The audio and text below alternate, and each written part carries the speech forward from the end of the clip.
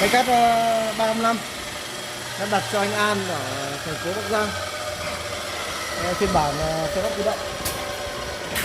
Đây cũng là bản mới nhất, có 2 kẹp trên và 2 kẹp ngang. 4590 rất nhẹ nhàng cái máy.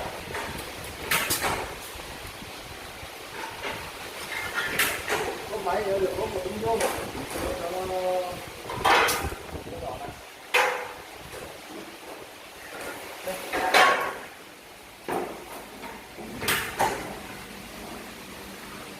Đường kính lưỡi cắt là 355, vòng tua là 4.000 vòng trên phút, công suất là 200W.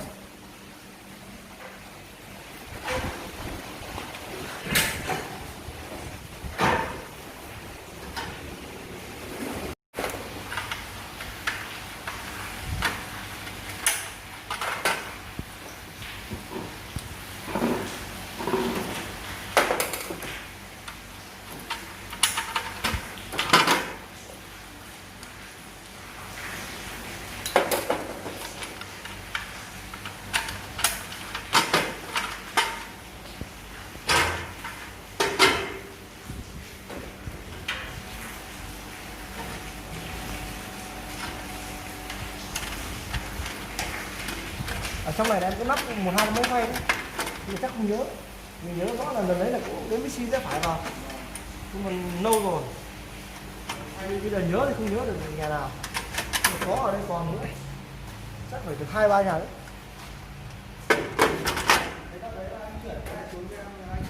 Đấy là con này là sau, con kia cơ, ở đấy còn đường hình như chưa làm này. Đi vào mà người ta còn đường còn không đi vào rồi, cũng không vào được.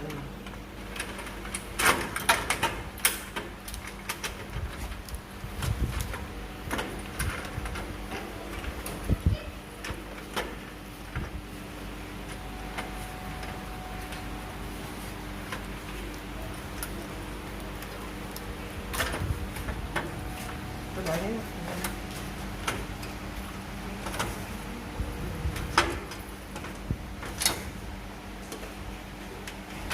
mày quá hết mưa.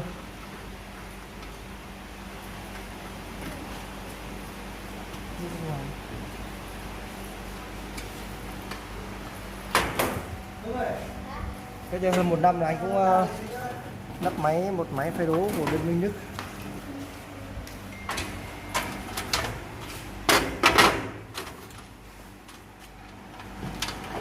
Cái chủ đến nay là chờ đợi được khoảng 3-5 năm.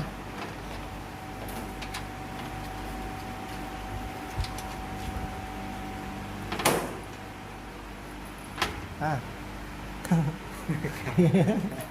Cứ cho tay ở đấy thôi, không phải.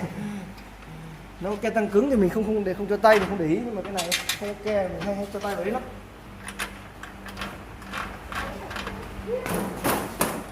Cái này như không có ke tăng cứng mà. Cái không có Việt Pháp thì không có Việt Pháp, người cửa sổ cơ.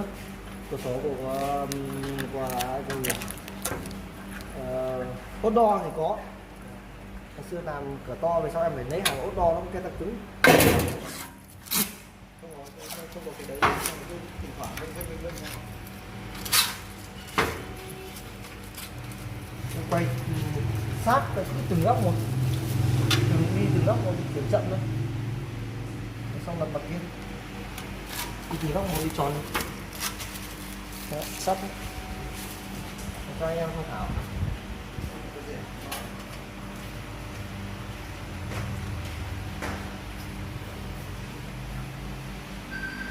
Chưa? Đủ 4 mặt chưa? Tiếp tục đặt mặt. Mặt. Thế bắt đầu từ không, bắt đầu từ chỗ gần nhất. Đấy, quay sát xuống. Nhìn nó sẽ.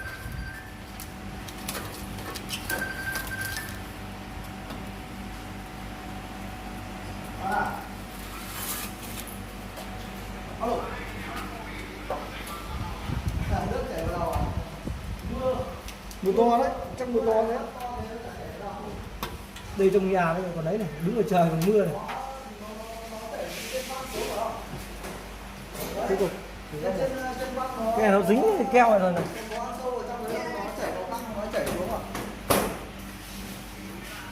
Nhưng mà đâu khó bắt. Sát vào, phải sát vào, sát vào.